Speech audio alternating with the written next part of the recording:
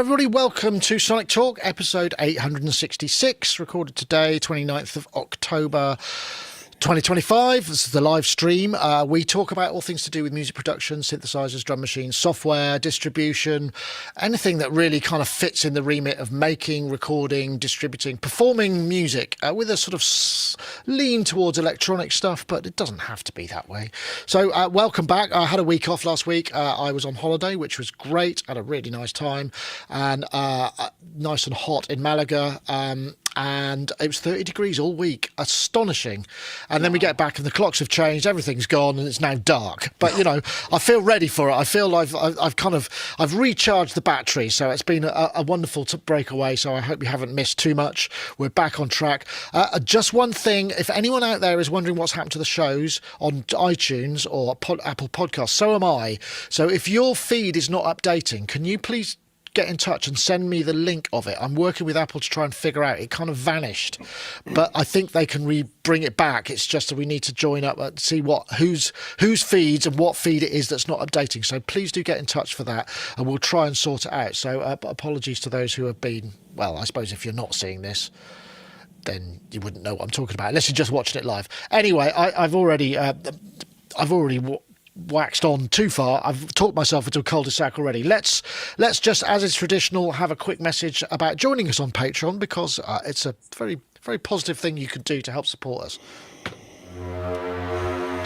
There are so many great reasons to join our Patreon. Ad-free versions of our reviews and other videos, plus exclusive content like extra review footage and hidden gems from an extensive archive. Get early access to selected videos, enjoy the Sonic Talk pre-show banter, and there's a growing library of sample instruments and impulse responses to choose from. You'll also get access to our Discord server and a private monthly hangout with the team. So head over to patreon.com/Sonicstate to see the latest offers and explore our ever-expanding collection of Patreon-only content, and help keep what we do independent. See you there.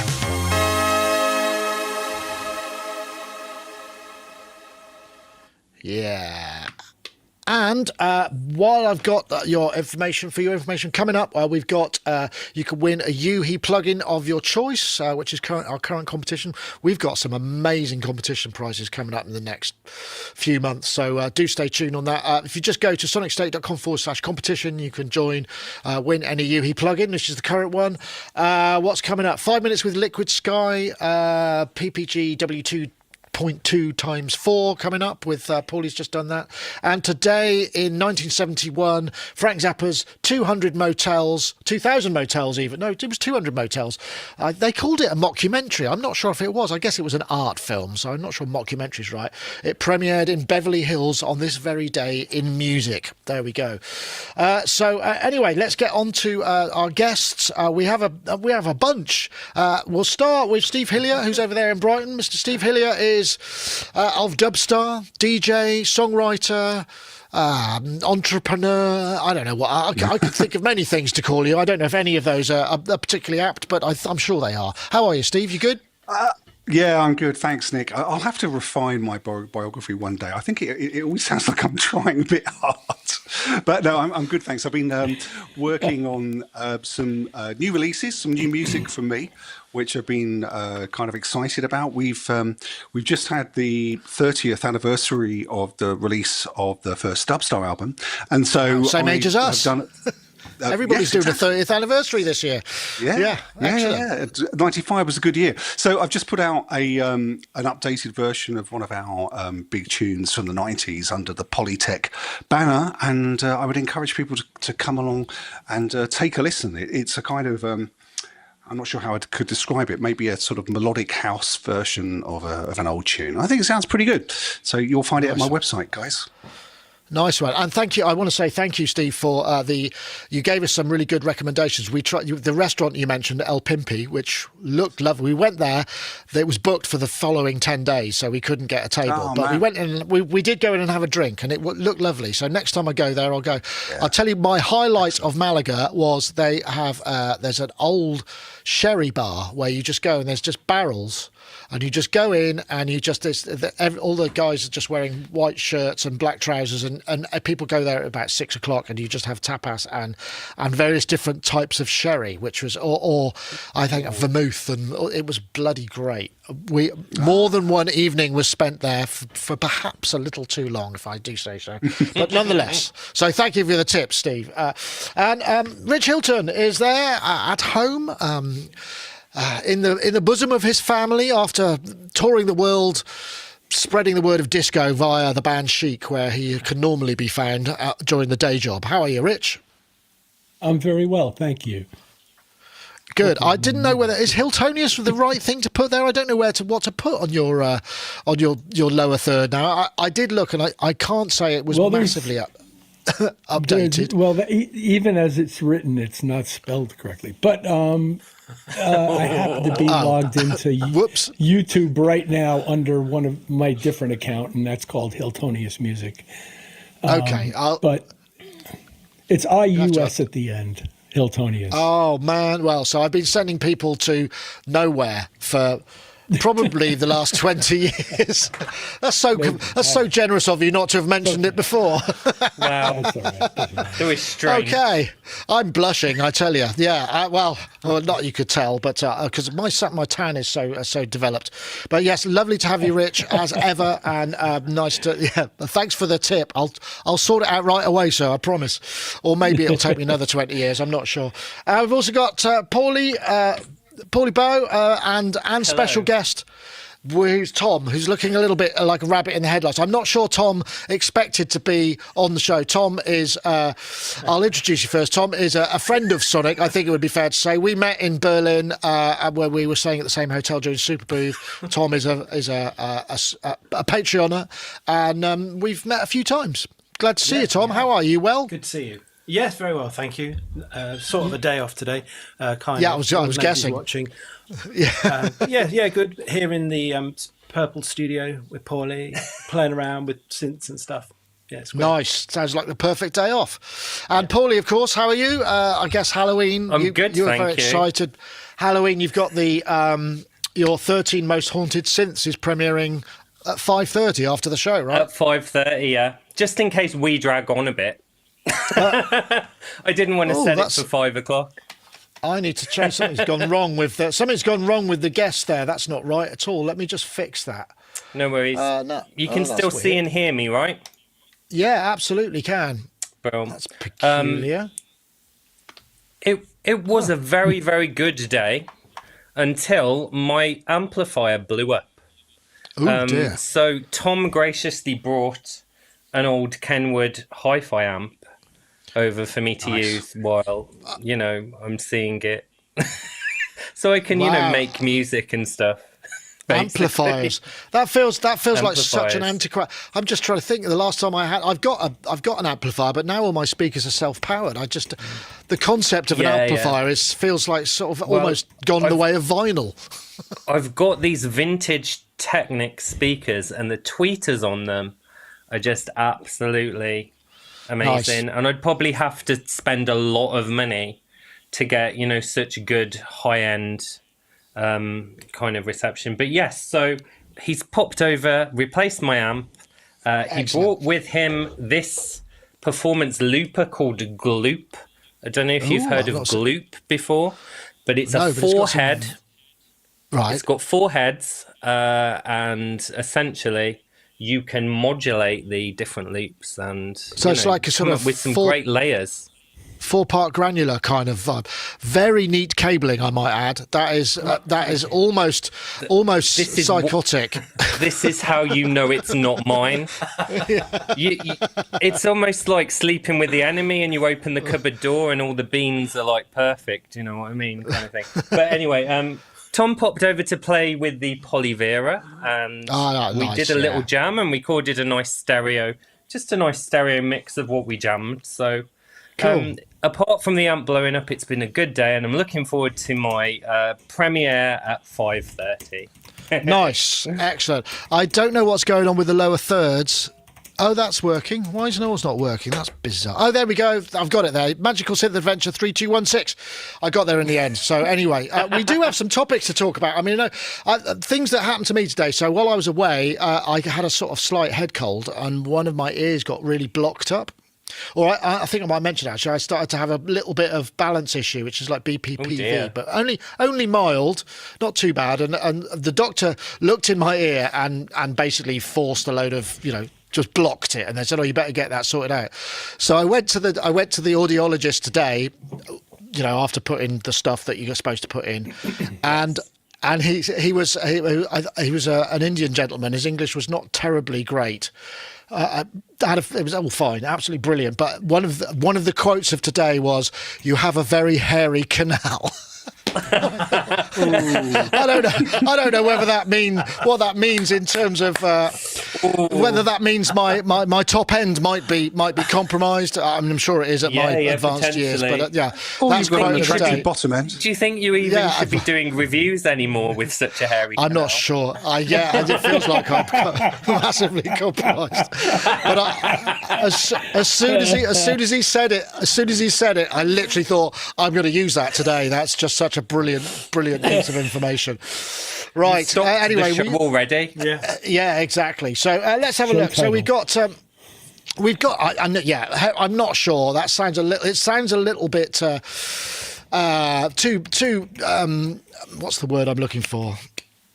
Anyway, I can't think of the word, but it doesn't matter. So let's see where we'll start. I think we have to start with the new SynTesla Giorgio III, just because.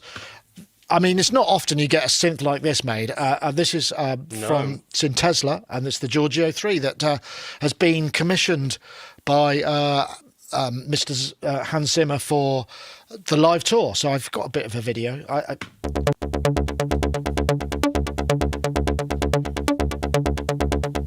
So yeah, this is it in the case. It's a big old case, and it's been custom built. And SynTesla actually is supposed to be launching their own website and whatnot. They've had to cut it short because they were too busy. I mean,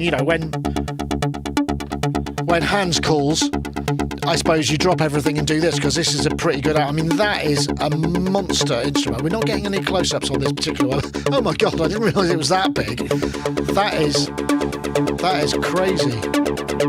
I don't know if this is actually it, but it's a 5U synth, and this is, I guess, the prototype.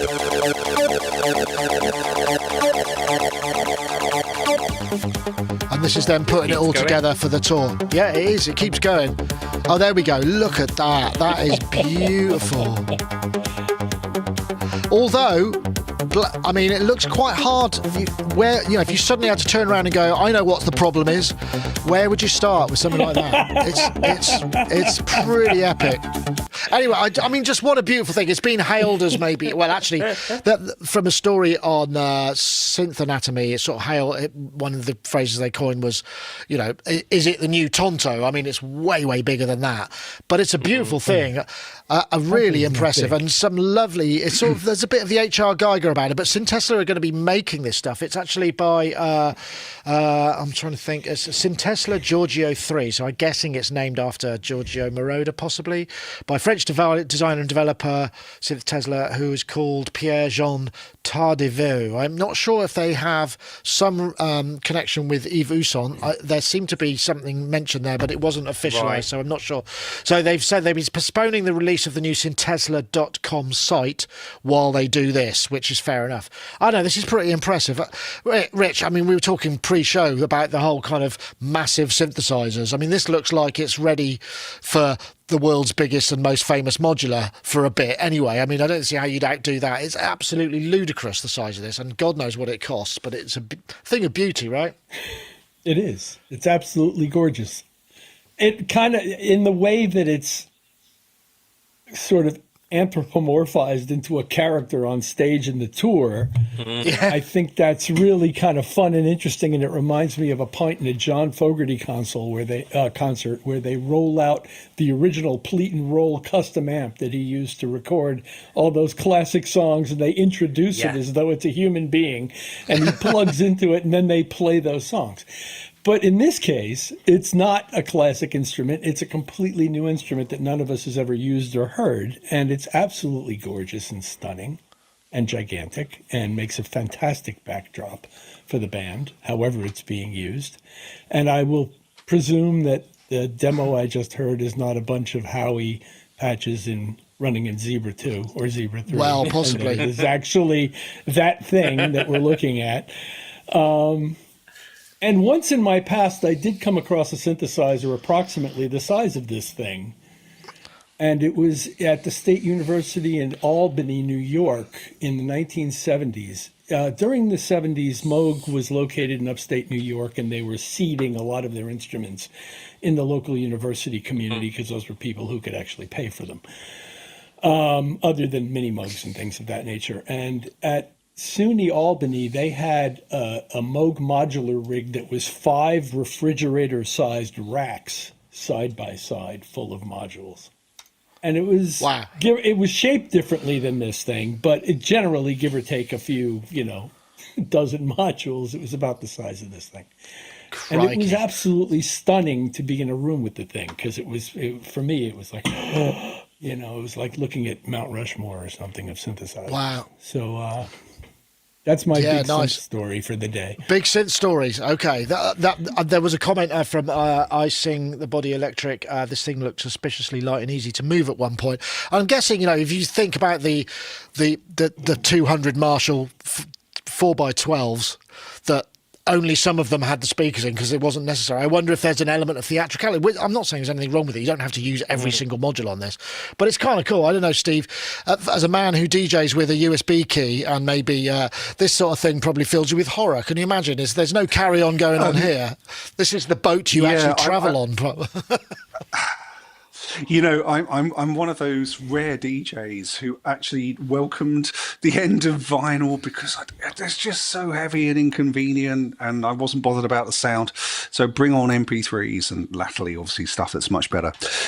Nick, you just used a word that I think was really important, and which was theatrics, and it's long been a concern of mine that electronic music, it's very difficult to make it look interesting, if you know what I mean, when you're making it.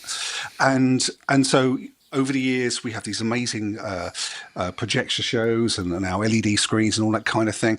And I remember, I never actually got to see them back in the day, but I remember reading an interview with the Human League, and they had their own slideshow. This is in the late 1970s, because they spotted that watching, in that case, I think 2 blokes standing behind racks of synthesizers and a man with a strange haircut at the front probably wasn't really that interesting. But here we have a huge, I was going to say stage prop, but that's really that's deflating. I don't really mean it that way. But there's something to watch. There's the LEDs are going to be flashing on it. Dials are going to be moving. It's a presence on stage which I think really adds to the theatricality of this show. And I don't think it's going to be practical for me or many other people, but I like the fact that it's a representation of a musical instrument, and it's up there on the stage for everyone to see, and it's part of our world. It's an electronic place. So, and if they want to store it around here, that's fine when the tour's over. What do you reckon? I can't imagine there'd be any room for it. I know, it's interesting, isn't it? I mean, I want to see some really ostentatious patching with huge kind of neon patch cables where Hans runs across the stage and plugs it in at a moment and stuff happens. I don't know. What do you think? Guys? Apparently, and I can't remember who said this, apparently there are parts of it which are pre-patched. Yeah, looks it. So kind of Makes almost sense. like an ARP 2600, like you can kind of, call up something basic like that. But that's cool. The bit I like about it most are the big Hertz displays on the oscillators. Because I looked at a video from SynTesla the other day where they had a much smaller case, but just with the, a few bits and the oscillators and stuff. And that's perfect for tuning, It's like a giant advert for the whole thing, isn't it? Yeah. It's perfect for like tuning clusters of drones or stuff like that. What I was impressed by was the whole thing only came with one patch cable. Did you notice that? Really? Yeah, there's no patch cables in it. Yeah, You just get one. I'm just looking for even the MS-20 gave you 5, right? Yeah, that's true. I found a still. I'm just trying to find the still of. Can I do that without playing? But it also makes sense. Yeah, look, that's what it looks like at night with the light. Yes. That's pretty. Yeah. That's the reason right there with all the kind of. Oh wow, look at that. I mean, you could do that with a video wall quite easily, I would guess, but that's not the point. One interesting point. Don't they look lovely? Oof. They do. Yeah. One interesting point that I read, because there are always dissenters to anything on the internet. You could do the best humanitarian thing ever, and someone would take exception to it. But there were a number of people going on about the kind of environmental cost of, having that on stage. But I don't think that live touring music is ever essentially something that's the most green thing in the world. Basically, it is something that has always been about traveling, setting up huge stages, loads of equipment. Yeah. So it came across to me more, maybe it was a kind of, I always turn this into a mental health podcast, maybe a psychological ploy, because these people were maybe feeling jealous that I'll tell you what it is. The biggest toy in the world. I'll tell you what it is to a degree, because I think it's quite common knowledge that Hans Zimmer is a very nervous performer. I mean, he's not comfortable on stage, kind of being. I don't know whether that's speaking or performing. I'm not sure which aspect of it is, but I'm sure I've heard him talk about it. So I'm guessing having the other things to focus on probably makes him feel more comfortable. That's fantastic. And therefore, yes. So maybe that's part of it. But I don't know, Richard. That's a great insight. Maybe, I don't know, but I'm sure I heard him say that he's quite shy when it comes to that sort of thing, and it's not his natural habitat. I don't know, Rich. You look like you have a comment. He's surrounded by some of the most talented people in the world, and he knows it. Yeah, yes, well, that's true. I imagine that he's probably a shy person in general, and that he wasn't originally built for that kind of live performance that he's doing, but. The shows are amazing. He knows that. He's got all these amazing people on stage with him. And we live in an age of spectacle. If you look around and you look at what people are doing and what's being advertised and shown in media, especially big media, like, corporate media, we live in an age of spectacle, and what it looks like is very important. And he can afford to make it look like anything he wants. So go ahead, buy some giant synth nobody else has that's got lots of fancy dials and displays and stuff for people to look at. You ever watch Richard Devine's videos? Half of it's about the room that it's in. Yeah, absolutely. I mean, the music is fantastic, and he's incredibly talented. Don't get me wrong, and so's Hans, of course. He's legendary. But these guys, they understand that how it looks is almost as important as how it sounds. It has to sound great, but if it looks great, there's nothing wrong with that either. And Hans can afford to have a good time, and I'm happy for him. Yeah, I'm sure that's true. That's true. I'm sure this is fun for him to have something like this with him. I don't know how they're using it in the show, or if they're using it in the show, but I sort of don't care. Yeah, no, that's fair enough. I wonder if they've got a touring version and one that's in the studio as well. I could imagine there's two, because obviously with an outfit like that, they sometimes do leapfrog touring, don't they? I know they do with some of the bigger pop acts, but maybe that's a larger thing. I wonder if that's the case. They probably do more than one night at a venue. You'll be able to check it out. There's information on the Hans Zimmer Tour 2025-26. I would check that out. I'm gonna try, if it's anywhere nearby us, I might try and get along, because I would like to talk to Mr. Zimmer at some point. I'd love to do an interview and all those things. I better take a quick break, because we've been gassing on for ages and I haven't actually done an ad, and it's probably time for me to have a mention from our sponsors. Here we go. Welcome to Ozone 12, your complete mastering suite. Trusted by producers and engineers for over 20 years, Ozone now features an overhauled assistant that puts you in full control. The latest mastering tech provides louder, clearer tracks and 3 brand new additions to its 20 plugin toolkit. Fix the unfixable with STEM EQ. Locking your low end in any listening environment with bass control, and magically revive overcompressed audio with Unlimiter. Whether you're working on your first release or the next #1 hit, Ozone 12 gives you the control, power and speed to realise your creative vision and bring your tracks to life. Download a free trial or upgrade today to experience the full toolkit for yourself. Available now at iZotope.com. And we'd like to thank iZotope for sponsoring Sonic Talk. Now back to the show. Right, Rich, you'll be very pleased to see. Look, in real time, I have I've fixed your lower third and everything. IUS Ray. 20 years in the making that was. There should be some sort of fanfare, I feel, but yeah, just wanted to say I haven't forgotten. That was top of my to-do list and I've done it, so I can tick that box. Right, so what's next? I'm feeling this topic actually. This is the underrated drum machines. I haven't actually got a video for this, but this is a great article on oh gosh, I've got to do accept cookies and all that stuff. 5 underrated drum machines on Gear News from Roland Electron. The ones that they chose. This is by Adam Douglas on Gear News. Roland Ira Compact T8, Electron model samples, Ericsson LXR02, Novation Circuit Rhythm, DFAM. I just wondered because an underrated drum machine is one of those things. It's like a sort of secret weapon.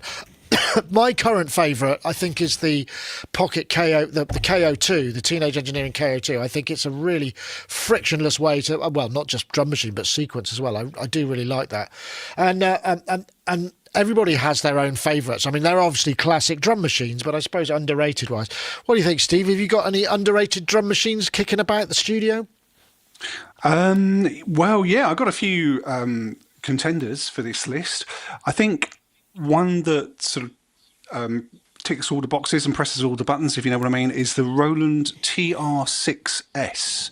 So this is the smaller brother to the larger like TR8S. MC101 size. Yeah, that's right. Yeah, that's right. And it hits a real sort of nice spot in terms of its size. It's something that you can just stick it in a backpack, take it to the rehearsal room. You can knock out a drum machine pattern really quickly on it, and it's not too fussy. I mean, to be honest, you're going to have to learn the cryptic kind of Roland menu structure or unstructure, but once you've got your head around that, it's brilliant. Samples, loops, whatever you like, it's all there. But I've got another one which I'd like to throw in. And it's the Behringer RD78. So this is the recreation of the classic Roland CR78, and it's probably the Roland machine will be my favourite drum machine of all time. And it's largely because when I was growing up and first getting into music, I was hearing that drum machine on so many of my favourite records and not knowing what it was. Getting a modern recreation of this, it hits a nice place for me because it touches those nostalgia buttons, but it also has got such a defined sound, and it's small. As in, it's a small sound. It does the job, but it doesn't occupy any space that you don't need it to. So when it comes to writing,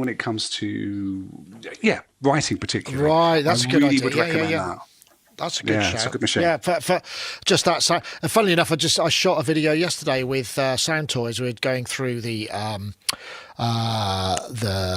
reverb. Oh God, Space Blender, and Mitch did it. There was a loop they had, which is a little CR78 loop, and that was going through some, and it sounded really awesome. I'd forgotten but it did that thing where it just occupied just enough space, like you said. But the transients are actually really snappy on that thing. Yeah, I don't know what the source of these ones were, but I imagine it's much the same on whatever flavour. But yeah, nice call. Excellent. Well, it was one of those machines that when you hear it on these old records, much like we've got used to the sound of, let's say, the 909 having been compressed and EQ'd and distorted through various decades. Back in the late 70s and 80s, people were sticking the CR78 through flangers and compressors and all that kind of thing. So you were hearing lots of different permutations of that sound, as well as the raw thing as well, and I love it. And John Fox's Metamatic, for those of you who don't know what I'm talking about, listen to that. It's all over it. Nice. That sounds like a good idea. Paulie, and two for we got two for going on here, so two for the price of one. Just one thing, I forgot. I haven't shared my Halloween candy with Tom, so I've got party rings. Or I've got iced gems. Oh, an ice. Ooh, ice gem. Do like an ice gem. We won't eat them with it not on mute, but there we go. No, fair. They are noisy. Oh dear, yeah. Anyway, advertising. So anyway, sorry. The LXR's here, the Eurorack version. Absolutely love it. And what I love about it is it's got a morph control. So you can create a kit and then pick an entirely different kit and just morph halfway between and get something that you'd never have thought of in terms of, a weird pitch to the snare or there's FM in it. I agree on the TR6S, of course, that Steve said, because it's just so much goodness for such a little size. It's got some of the best FM drums I've ever heard as well, with some really gnarly parameters. But the one that I really love is the Korg drum log. Or I call it the drummer log, because although it's got some limitations out of the box with sampling and things like that, if you truly use all of the SDK user, synths and slots, you can get like a 6 operator FM drum out of it. You can get really long samples. You can get mutable braids in it. It's for a drum machine, it's crazy. So, and it's very cheap now. I think it's about, $250 secondhand. So that's me. Tom, any ideas on drum machines? The only one I've used really is the Digitact, which I suppose can be all sorts of different things. But I like the fact that I can bring in my own samples from that. Yes, definitely. I mean, and you see it. Stretch them and bits. You see it in a lot of places as well, don't you? Every time you move the camera around, Paulie, Tom leans further out of shot. I think he's let. Oh, there we go. There we go. That's a bit. Don't be shy, Tom. Don't be shy. I forgot to make my joke earlier, Nick, and that was Tom is a member of our new £100 a month Patreon tier, and really, that's something £100 a month. You get to come and sit next to me during Sonic Talk. I think you'd be a money spinner. Maybe so. Slightly, it's very niche, I think, but I appreciate the thought. You never know. There might be some takers. You never know. Okay, right. So, drum machines. What about you, Rich? I mean, there's the classics, obviously. Is there anything that you kind of think, one of those isn't really thought of much, but is a classic, or should be? I love drum machines. I love the fact that you interact with them manually and that you actually sort of perform something on them. And some guys are ridiculously talented with button performance, drum machine type behavior, which I was never terribly good at, but I was very good at emulating drummers in the early days when drum machines appeared. And I used to get hired by drummers to do their drum programming, and they would sit behind the kit and play, and I would duplicate what they were doing in one of any number of a lot of different drum machines. My first love was Lindrum, of which I would ultimately record 2 of them running side by side with different chipsets in them. But Oberheim drum machines were great back in the day. Korg did a pretty good drum machine I used to program for somebody back in the day. I like the interface aspect of it, that you're interacting with this box that does this cool thing. But ultimately, I came to be somebody who was basically programming drums in MIDI and running various software drum hosts and sound hosts. And I kind of like combining techniques and different sound sources together.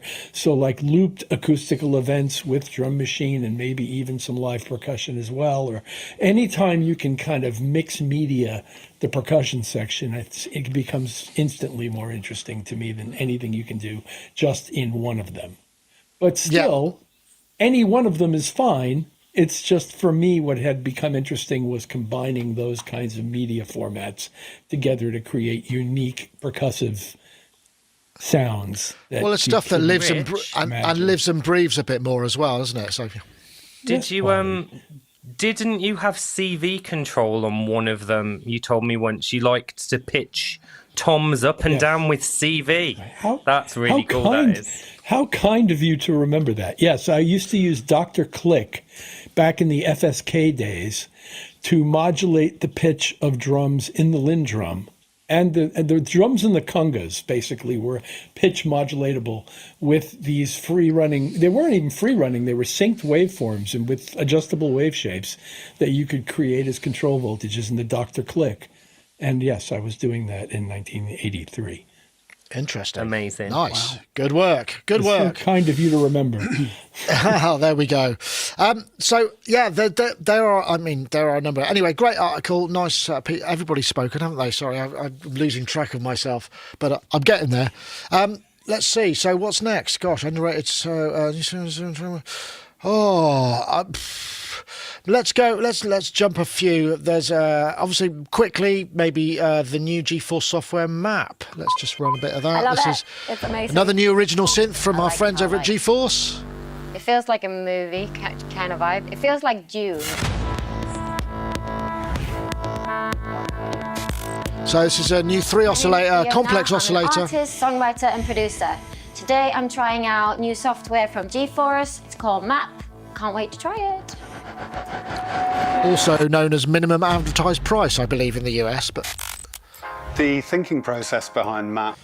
So let me give you a quick recap. It's a three oscillator complex voice, so kind of West Coasty vibe. Dual filters, 3 envelopes, 3 LFOs, effects, and MPE.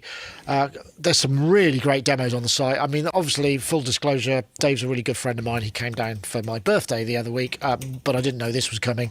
I will probably try and get a patch fit for this because I'm interested to see what it is. So GForce seem to be releasing something new every week. I don't know. It's kind of like, or every month, perhaps, not every week. That's a bit much. This looks interesting. And another original instrument, right, Steve? Which is a new thing for them. So I didn't know this was coming out until I think it was yesterday, and I've downloaded it now. In fact, I've actually bought it because I'll explain why in a sec. Because it has a weight to the sound, which I really like. I'm actually in the process of refining the amount of synthesizers that I use and hold onto here. And it's not easy to find a software synth that's got this amount of, well, how they describe it in the advert, in the YouTube vid, it's like a wall of sound. Of course, I'm an old shoegazer from the 90s, so walls of sound are my, cut my wrist, and that's what bleeds. And so to find that in a synthesizer is a great thing. So I'm kind of excited about this. I haven't really had a chance to get into it, but the presets that were on the website were what basically convinced me to get this. But I just want to mention something about the way that this synthesizer was promoted. I might have overlooked this synth if it wasn't for the fact that I knew that we would be talking about it today. And the reason why was that when I saw the original YouTube videos, I saw the producer woman there, and then there was the guy from the company who was talking. But I didn't actually get to hear much of the synth itself. Yeah. And even when I got to when I got to the web page, I had to scroll all the way down to get to the Mixcloud demos. Preset demos, and then I was hooked. Brilliant, excellent. Yes, take my money. This is excellent. But it just made me think. I think I would just like GForce to bring the sound of this synth sort of higher up on the priorities when they're promoting it, because it sounds great. I'm just going to play this because I think that this demo is absolutely.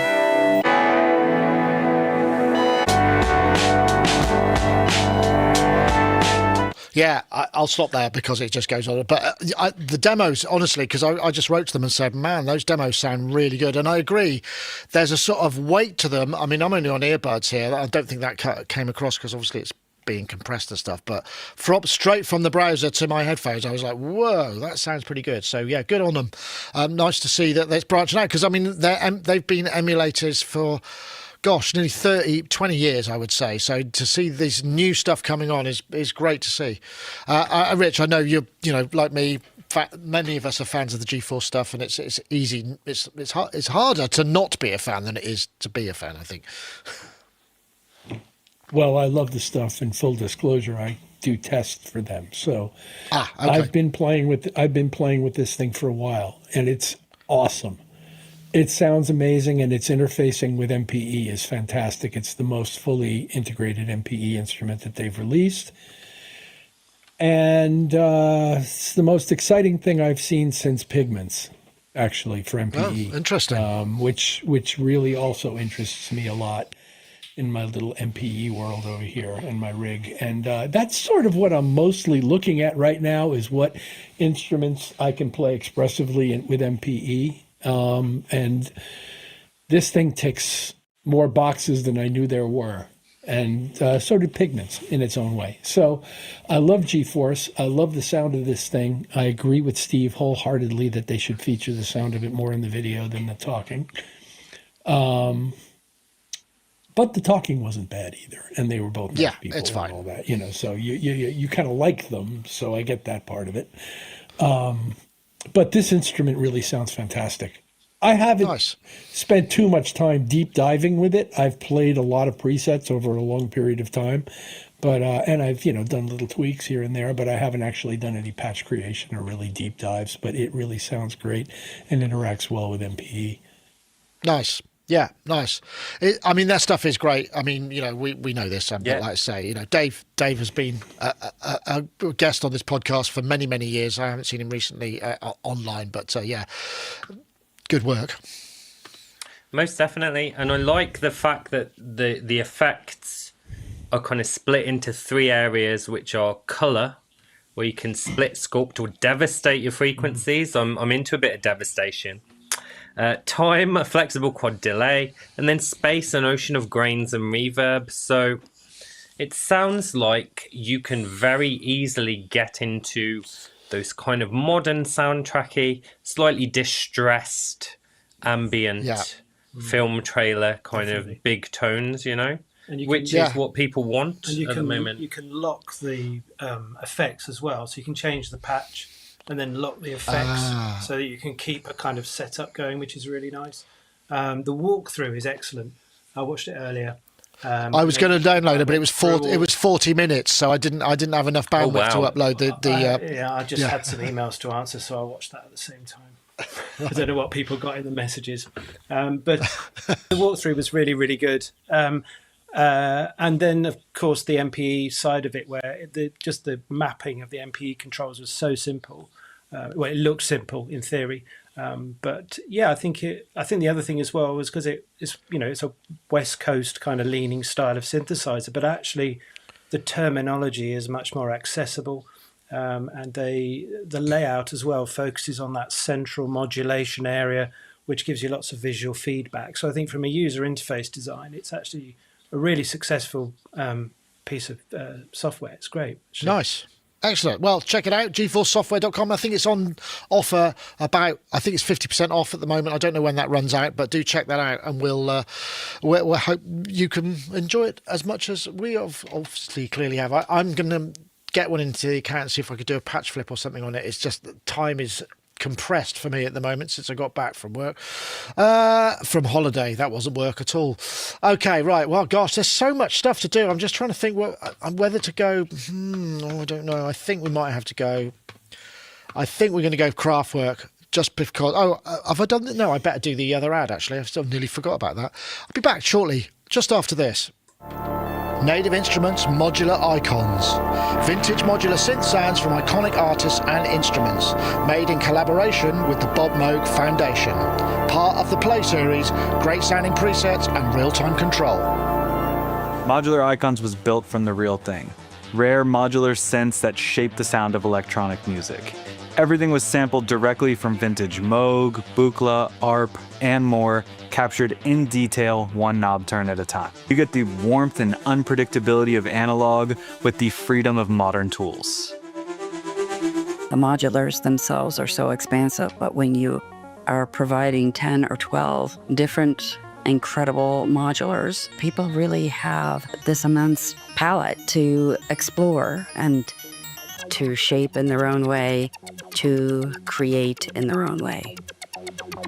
Over 60% of the proceeds go to supporting the Bob Moog Foundation. Okay, just quick comment. This one maybe you can answer before. I know I just trailed the other topic, but I'm just going to quickly go to this, Paulie, because there's a question for you, which was, been hearing the TR-1000 clock has too much jitter and is basically unusable live, which I'm sure they will fix rapidly if that's the case. Paulie, how's the MS? How is the MS module holding up from Caleb? That is on online. Just so quickly, I don't know. Is there an issue with clocking? The meta module, I guess. On the on the meta module. The meta module's fine with clocking, but you're talking about the TR-1000, right? The Roland. Yeah, that was. I saw it on Reddit, and it seemed like one of those nightmare things that you to have as a brand, because it was someone who said they had to stop their show halfway through.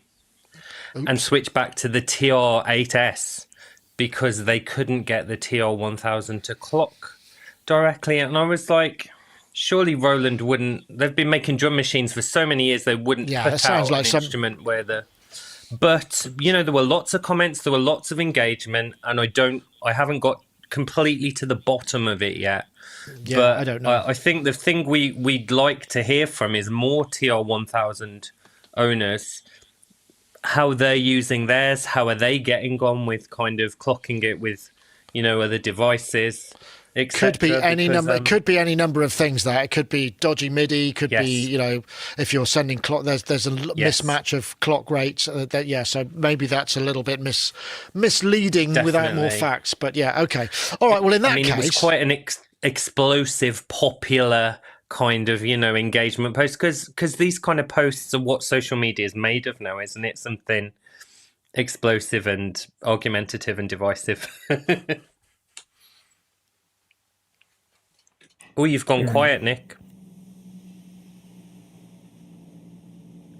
Hello. We can't hear you. I accidentally muted myself. Sorry about that. That's one of those things. Well, it sounded spooky, so... Yeah. So, this was the one. We are the robots. We are the robots. Hi, I'm... That was literally, there was no, the brilliant Heimbach there. This was really just to sort of illustrate the Sennheiser VSM 201 vocoder, which Heimbach did a great piece, which was sponsored by Sennheiser, where he went to the factory and got to play with. What was really interesting about that was, before I get to what the topic's about, is they were talking about some of the technology used in the Sennheiser vocoders is still covered by the German Official Secrets Act, because it was originally used for decoding and encoding speech and whatnot. Anyway, this is not that. This is actually the news of something went wrong. Fantastic. This is the Florian Schneider's selling, there's a big auction of Florian Schneider stuff, loads and loads of his things. There's some amazing things, and this is the silver one of these. The VSM 201 is included. Current price I saw for that was $17,500. There was called PS31 3200, which are $10,000 or $15,000. There's the Kling Klang sign from the Live, which says I in German. That's $6,000.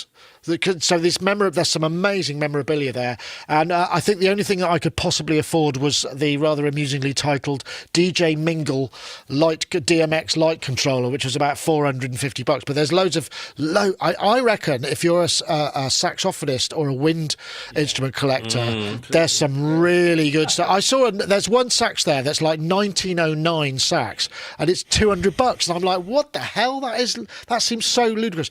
Some great stuff there. Obviously, because I'm trying to view this on a browser that basically doesn't support, because I'm doing it through another piece of software, it won't view me the page. I was hoping I could show you all there's a big list of them. It's really, really good. And think let me just double check, because I might be able to, if I just come back here, and I might be able to get the actual link up. Let me just try that. To get the link in the... Go on. Hi, I'm just want to get... There we go. There's the link. That'll go. I think that, yeah, there we go. Just so the link goes into the show notes. Sorry, that was me messing around. Lovely stuff. I mean, I was talking with you, Rich, before the show. We were sort of going through. I shared my screen, and there were some beautiful things in there.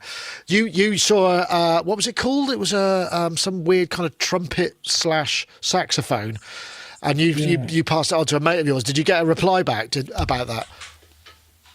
I got a laugh emoji back. Oh, right. Okay. And then I just wrote to him and said, I've never seen one of these things before. I mean, it's just an instrument I'd never seen. It's a shape for a brass instrument, and it looks to me like the bore is longer than a normal trumpet, but it's a trumpet more or less in the shape of a saxophone. And it was very, very odd. I've never seen anything like it, and I've been to trumpet museums where I've seen instruments that I'd never seen before too, and never saw this one. I'm going to just switch to my screen, which I've managed to share, just to show you some of the stuff. So there's some beautiful things. I mean, there's loads of wind instruments because I think he was the float player. And there's, let's see what else there is. Am I still? Yes, I'm. AKS, $27,000 last time I looked. Some beautiful things, but just some great memorabilia as well. If we go further down, there's loads of guitars. There's some really. I'm trying to find the thing but loads and loads of saxophones, bicycles as well. Loads of bicycles. Loads of natty suits. We're getting to woodwinds now. Here we go, the woodwinds, and there's some great stuff here. I mean, really, I would love to own a piece of Florian Schneider history, Kraftwerk history. That's the thing. There it is. That's the thing. This is the thing. Yeah, Jazzophone. But a jazzophone, right? There we go. And there's just so many things in beautiful items. Anybody see anything they like? I know, Steve, are you a memorabilia sort of guy? Is this the sort of thing that you would dig? No, I'm not, I'm afraid. My entire family always thought of me as a gadget boy, but especially if you look around this room, it's full of stuff. But actually, no, and also I'm trying to just clear out a bit. Declutter. The thing that struck me about this auction was, there's some amazing stuff in there. And of course, this is Florian Schneider. This is Kraftwerk. These are the instruments of one of the most influential musicians of the 20th century. And I was just reflecting on a couple of things. First of all, I really hope that the musical instruments end up in the hands of musicians, people who can put these beautiful items to work and create new art. We had the sound of that Sennheiser vocoder it's a beautiful thing, and I'd hate to think it ends up, as being furniture for someone who could afford it that never makes another sound. Yeah. That's something that I think is really important. But unfortunately, I don't have a spare €1 billion. I'm afraid, at least not this week. It's going to be. But also the other thing that I found, it just made me reflect a little bit on. We're coming to the end of a generation of musicians who were using instruments like this. We're also, I think I don't know if we'll have time today, but we're also due to talk about Trevor Horn's SSL mixing desk, which is also up for auction. So this old technology that is part of a time that's passed, and it just makes me reflect on not so much on what we've lost, but more just that we're not living in that time anymore. I'm not sure how useful Trevor's SSL desk will be when records don't sell like they did in the 80s. Do you see what I mean? Or how the Sennheiser, and how useful the Sennheiser vocoder is when plugins will get you 95% of the way. I'm not sure. I'm feeling a bit conflicted about all of this, so I'll pass it on to somebody else. Over to you, Paulee. Fair enough. The thing I loved, I think I've got autofocus on, so you can. Will it focus? It's not going to focus. No, it just looks like it's a white screen as it stands at the moment.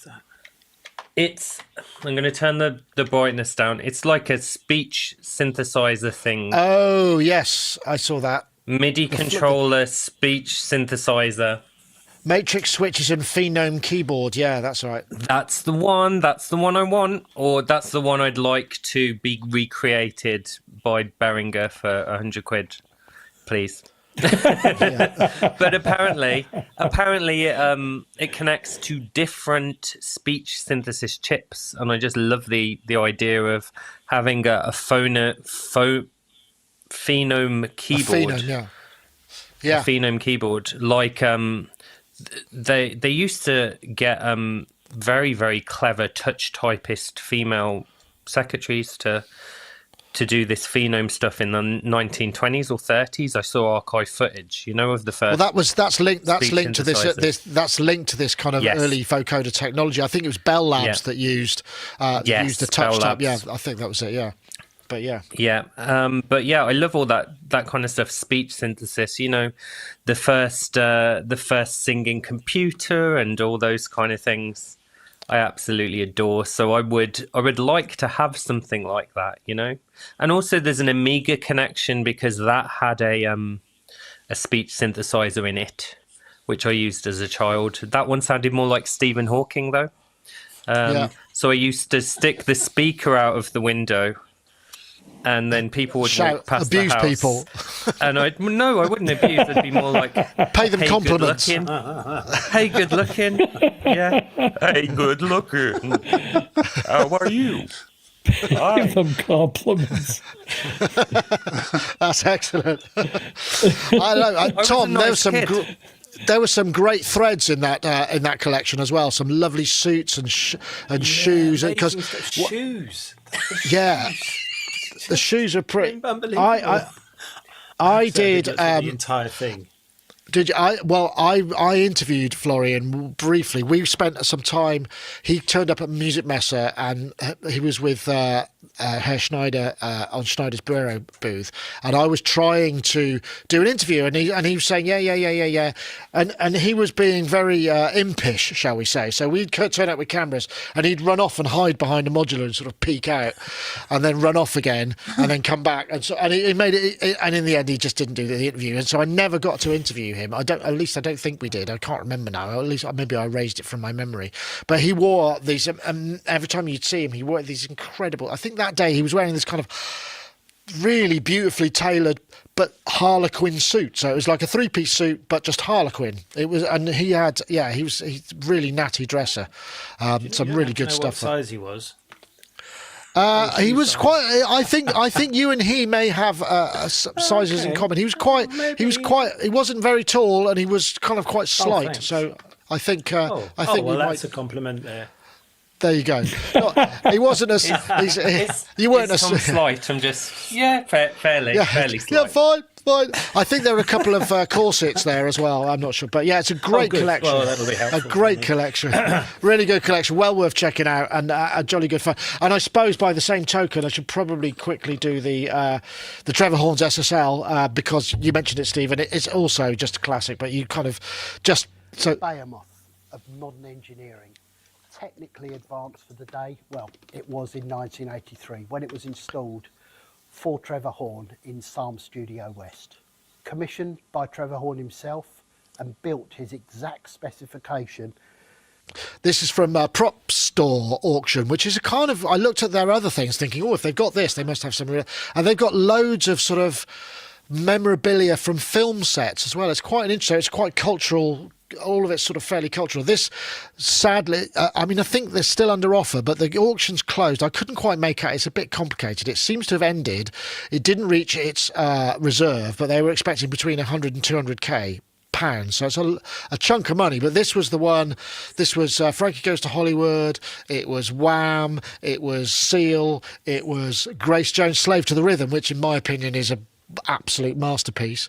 There's so many things on this, the icon, but as you said, Steve, it's sort of, it feels like it didn't sell, and maybe it's like, well, who's it for? That would be perhaps a person who would just maybe put it in a room and put it on. Maybe it should go to a museum. It feels like a piece of pop iconography. It's a very important thing. Maybe SSL should buy it back and put it in the foyer of SSL Corps and have it on a dais in the middle and just ta-da! I don't know. it's weird, isn't it? I know it is a bit weird. I don't know how you. It's obviously it's always hit and miss with auctions, and I'd be curious to know what their reserve price was, but just out of curiosity. I think another thing to kind of bear in mind with SSL, I mean, they're fantastic desks. We did the first two dubstyle albums on the SSL desk at Rack Studios in St John's Wood in London, and they're great. But they do have a sound, and it's a sound that I particularly like, but it's also you can kind of hear it quite clearly on a lot of 80s record and also 90s as well. I don't know whether that sounds in vogue anymore. I honestly don't. I don't know. I think lots of people. Yeah. I think lots of people are now. It's sort of the new vintage. You know, people are mixing on SSLs again. You know, so it's interesting. Of course. Well, there is that. What I would really like is if this piece ends up in a museum, which I think it is probably the right home for it. I want to make sure that we have 12-year-olds and 14-year-olds supervised, but they're on there and they're doing things with that piece of equipment that Trevor would never have thought of, or Steve Lipson would never have thought of, you know, or Mickey Most would never have dreamt of doing. And we need new minds brought to this vintage and fantastic workshop technology. Interesting. Exactly. Interesting. Keep drinks away from it, though. Yeah, absolutely. No coffee anywhere near it.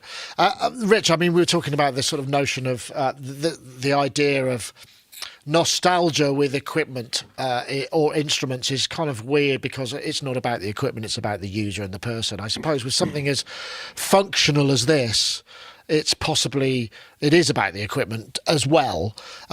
Interestingly, I was watching an interview with Trevor Horn earlier, and he was saying, you know, a lot of studios, they liked the SSL sound when it came because a lot of studios had Neves, which at the time were considered to be the sound. But he said the problem with Neves is there was no top end on anything, whereas, you know, with this, you know, so he felt he was always turning up the high end, like really high, because obviously coming off analog tape and maybe, you know, whereas the SSLs had a lot more sort of gain in the top end, and it was very much, I guess, nod towards more of an American sound of the time, which is a little more sort of brighter, I guess, maybe for radio. I don't know. I mean, I don't know what your thoughts might be on that. Well, first of all, in the broad spectrum of the discussion, I agree with Steve's point about the way romance plays out in the modern workplace and how certain things that were applicable in one time frame don't necessarily carry into other time frames as being equally compelling or applicable to the style of music or the style of workflow that people are using. I get all of that. That said, in this particular case, as regards early SSL console technology, I know a number of, I'd say, the world's top 25 engineers, mix engineers, who don't want to mix on anything that isn't SSL automation, period. Okay. Right. And Bob Clearmountain is one of those guys. And there's just a brand new video on sweetwater.com that Mitch Gallagher did with Bob about his new old SSL installation because his previous one burned down in that giant fire in LA a year ago or 2 years ago. And he had a console donated to him by Tom Lord Alge. And modules also by Chris, I believe is the way it went. So both brothers donated gear to Bob so that he could rebuild his mix room. And SSL came in, and guys who were in retirement came out of retirement to go there and do all the modifications that he had done on his original console because he doesn't want to mix. Generally speaking, I mean, he has done mixes in the box, but mostly he wants to mix on an SSL console. And almost all the guys who are still in business who grew up at the power station work in some version of this way. My dear friend Roy Hendrickson works like this as well. And so, yes, it's mostly nostalgia. And museum maybe, but I think it's more likely university because they're the people who are teaching. There are thousands and thousands of audio programs out there right now, and a well-endowed university might choose to put an SSL in their control room because it helps to sell the school. And, Well, that's and kids will get to learn on it, and sure, they're vintage techniques at this point, much like me clocking Dr. Click on a Lindrum, but still, there are some people who want to do that now, and Clear Mountain is certainly, noteworthy. Interesting, yeah. And it's an interesting interview. Yeah. No, cool. I know. I mean, if I had the space, but I don't know. I've never had any SSL hard. I think our album was mixed on an SSL, and I've worked in SSL rooms. But I always remember when I was sort of coming up, people would sort of search out the Neve mix room because it had a sound. But there's a really interesting piece. I forget which what channel it is, but they were very at the beginning of the video. It says you cannot play this anywhere else. So I would have played it in, but they were so explicit about not being able to play it anywhere else. Where Trevor Horn talks about why they chose the SSL sound, because it was much easier to get a brighter, sort of poppier, clearer sound. Definitely, incredibly important as well, to bring out all of the potential treble of the Fairlights that we used at the time, because they could be a little noisy, muffled, and not incredibly the crystalline sounds that ended up on those records. But that's the signature sound of Trevor Horn, isn't it? It's that, the separation massaging them, and just the clarity. Those Seal records, Pet Shop Boys. Yes. Welcome to the Dome. Yes. All those. Oh, You Have a Lonely Heart. Yeah, they all sound. They've all got a wonderful sort of clarity to the sound. The I think some kind of place where people can use it, like a university or somewhere like that, would be cool. And see if. Let the first year students potentially get the master tapes to Slave to the Rhythm and stuff, and just let them go at it. Let them remix it and just absolutely push love the that faders. sort of stuff. Now there's a thought. That would be so easy. What they could do is just basically have all those classic multi-track stems, and you just press a button, it loads the session, you go dink, and then you push the faders up, and then it's that track. I guess they didn't have Total Recall, did they? Those ones, they had fader move, but they had that weird thing where you would see on the screen it looked like teletext, and you would move the knob on the channel until it's sort of matched up in a kind of ish sort of fashion. So I remember mix recalls where you bring the fader up and you turn the channel. Maybe the other thing they could do is just break it out into multiple stereo channels, and then you could stream your audio into it via the internet, and each one has a pair of robots that just sort of dial, and you just kind of dial all the you adjust each channel. So therefore, how many channels? 96 channels. You could get how many? I don't know what the crosstalk is like, but you could get 48 simultaneous stereo feeds into it, but all being adjusted in real time for everybody, and do it that way. Because I'm sure you've gone off on one, Nick. We had some very feeds. What? There used to be. I'm sure one of our early Sonic talks, there was a notion. It was a studio idea where you could just send your audio to a place where there was a kind of robot that allowed you to adjust the knobs of your audio going through the hardware in real time. You'd hear it back, it would bounce it for you, and you'd get it back. Something like that. That's what I was trying to say, but in a roundabout way.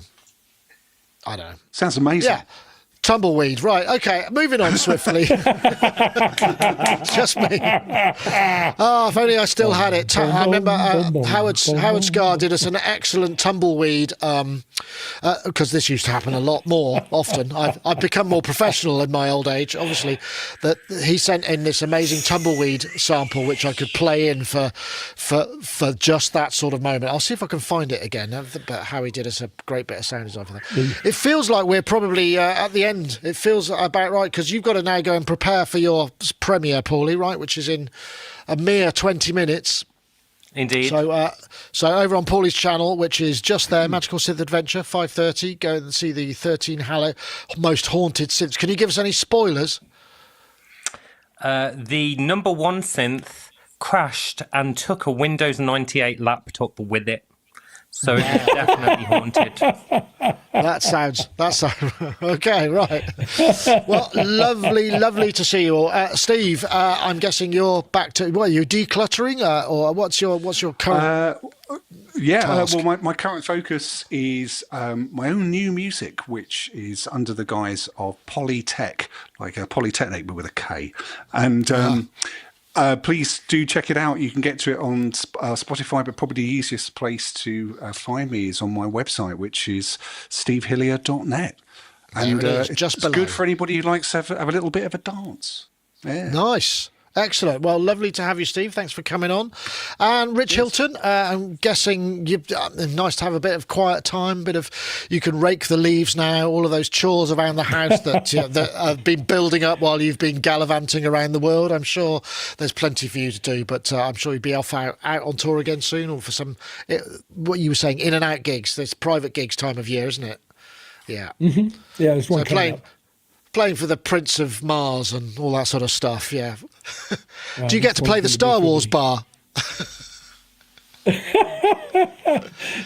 Not exactly, no, but occasionally a corporate gig feels a little like that. But no, I think we're doing a charity gig this weekend in San Antonio, Texas, and it turns out there are some public tickets available for it. Okay. So I'm going to go eat some barbecue this weekend. Nice. That sounds lovely. Right up my street. And Paulee and the unexpected guest, Tom Tebby and Paulee there. Thanks ever so much for joining us. And sorry for derailing the entire thing several times. What's next for you, Paulee? You've got the Polivera, and that you're looking at that, aren't you? That is how you finding it, the Suono Bono Polivera. It's a lovely thing, isn't it? Pride of place, yeah. It sounds great, that, doesn't it? Sorry, Tom. It's okay. It's absolutely incredible. There's a Mirage mode in it, so you can put your samples in, and you can choose linear clean mode, or you just switch to Mirage mode, and everything sounds like crusty, dusty niceness, and you run it through the filters, and it's brilliant. So there we go. Nice. Okay. Well, lovely to see you both. Thanks for joining us. I guess we just... well, Tom, you're going to be going back to work for the rest of the week, I assume. So you... I am. But I'm also going to be playing with my gloop. Gloop? Oh, yeah. Nice. Your very neat patches. Yes. Excellent. Well, enjoy. Thank you ever so much, everybody. Thanks to everybody in the chat. I forgot to mention, shout out to Wagyu, of course, who's back on the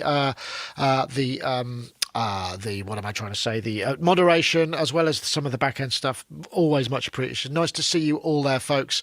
Lovely to have an audience. And as I've said, if you do have an unupdated iTunes feed, I'd very much like to know what the link is, so I can find the ID and try and figure out why it's not been propagated through our system, because we would very much like to have that 20-year old feed back, rather than have to start a new one. Right, that was it for Sonic Talk 866. See you all next time. Take care, everybody.